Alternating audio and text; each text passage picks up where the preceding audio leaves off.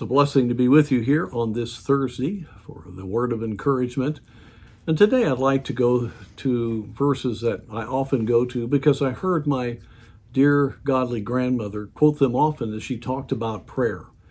And she quoted from Jeremiah as he was, of course, in the midst of seeing the nation go into captivity, and yet God wanted him to show forth the fact that God was going to restore Israel, and he told him to buy land. And in the midst of this, we read in verse 17 of chapter 32, "Ah, Lord God, behold, thou hast made the heaven and earth by thy great power and stretched out arm, and there is nothing too hard for thee."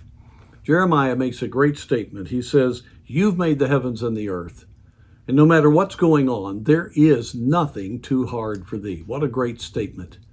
And then the Lord answers him back later in the chapter and says, "Behold, I am the Lord, the God of all flesh.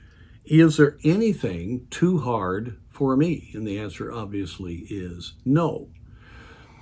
And so in the midst of what we would consider a situation far worse than the one that we're seeing around us now, Jeremiah was able to say, I serve the creator of the universe. I serve the one who made everything. I serve the one that is so powerful that nothing's too hard for him. And so Jeremiah knew then that whatever God allowed, he was allowing to accomplish his purpose. And that Jeremiah could have absolute deep confidence and joy, knowing that even though it was disappointing for him and he would often weep, down deep he knew his God was on the move. And the Lord, in answering back, "There is nothing too hard for me," wanted Jeremiah to realize that God was going to show himself strong. And the prayer of Jeremiah and the prayer later of Daniel about Jeremiah's prophecies all would be answered, and that God was going to fulfill everything that he had said. There's nothing too hard for God.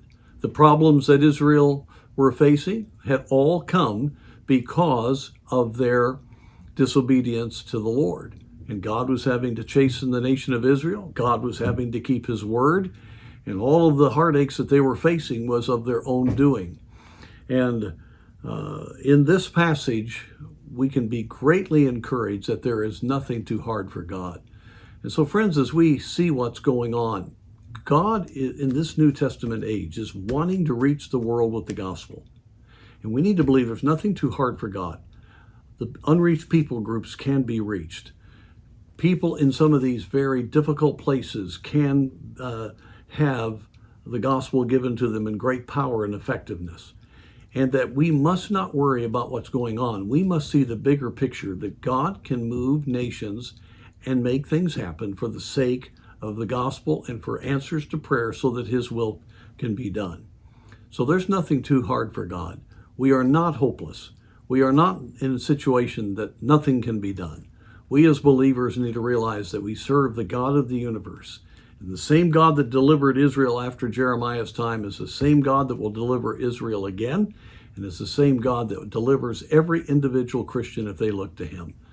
No, there's nothing too hard for him. Believe him. Go to him in prayer. And know that God is able.